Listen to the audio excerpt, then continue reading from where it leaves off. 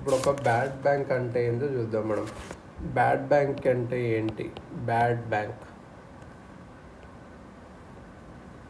అసలు ఈ bad bank అంటే ఏంటి అంటే, ఎకనామిక్ సర్వే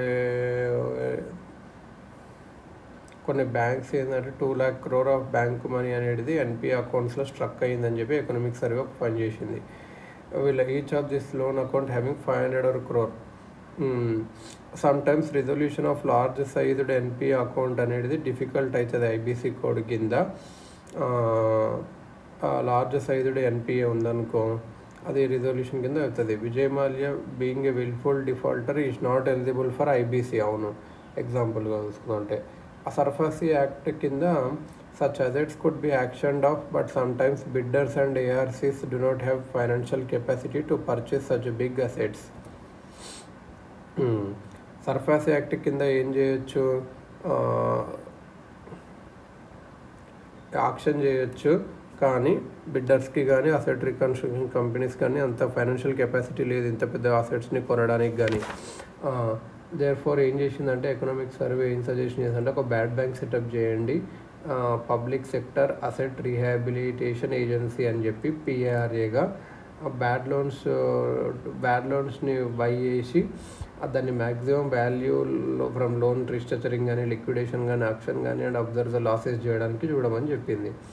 అట్లా ఇప్పుడు ఏం చేసిందంటే బడ్జెట్ 2021లో ఒక అసెట్ రికన్స్ట్రక్షన్ కంపెనీ పెడతాము, అసెట్ మేనేజ్మెంట్ కంపెనీ కూడా పెడతాము, మా బ్యాడ్ లోన్స్ని తీసేసుకుంటాము బ్యాంక్స్ నుంచి అని చెప్పి.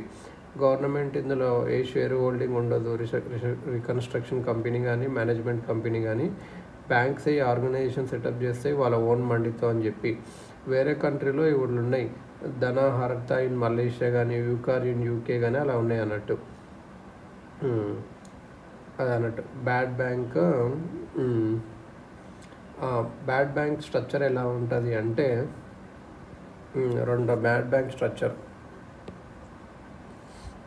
NARCL, ARC, IDRCL, AMC.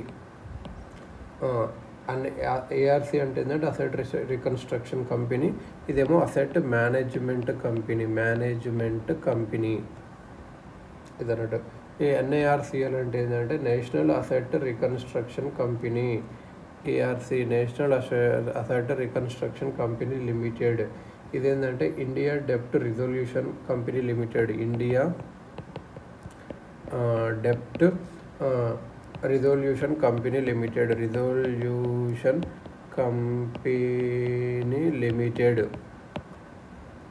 ఇదేమో నేషనల్ అసెట్.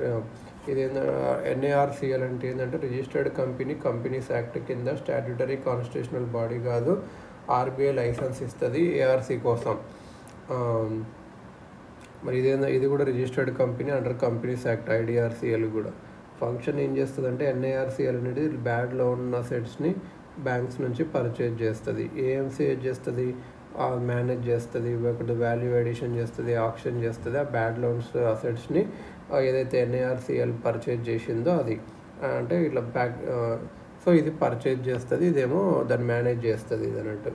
దీని ఓనర్షిప్ వచ్చేసి 51% ఏమో పబ్లిక్ సెక్టర్ బ్యాంక్స్తో ఉంది, ఎస్బీఐ, బీఓబీ, పిఎన్బి. 49% ఏమో ప్రైవేట్ బ్యాంక్స్తో ఉంది. ఇదేమో 49% పబ్లిక్ సెక్టర్ బ్యాంక్స్తో, 51 ఏమో ప్రైవేట్ పర్సెంట్. ఇలా ఉంది అన్నట్టు. ఇది 5 years వరకు ఉంటాయి ఈ ఆర్గనైజేషన్స్ అని చెప్పి ఇది అన్నట్టు.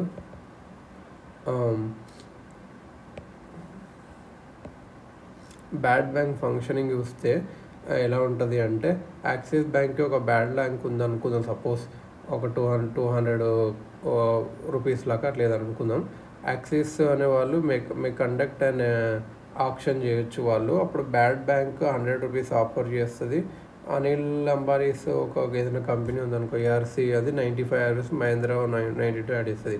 యాక్సిస్ ఎవరికి అమ్ముతుంది? ఎవరికైతే ఎక్కువ ప్రాఫిట్ ఉంటుందో వాళ్ళకే అమ్ముతుంది కదా, 100 అంటే బ్యాడ్ బ్యాంక్కి అమ్ముతుంది, హైయెస్ట్ బిడ్డర్ కాబట్టి. బ్యాడ్ బ్యాంక్ యాక్సిస్కి 100 రూపీస్ ఇస్తుంది. Partial in currency, partial in security receipts, కరెన్సీగా కొంచెం ఇస్తుంది, ఇంకా సెక్యూరిటీ రిసిప్ట్స్ అంటే మేము తర్వాత ఇస్తాము అని. సెక్యూరిటీ రిసిప్ట్స్గా కొద్దిగా ఇస్తుంది.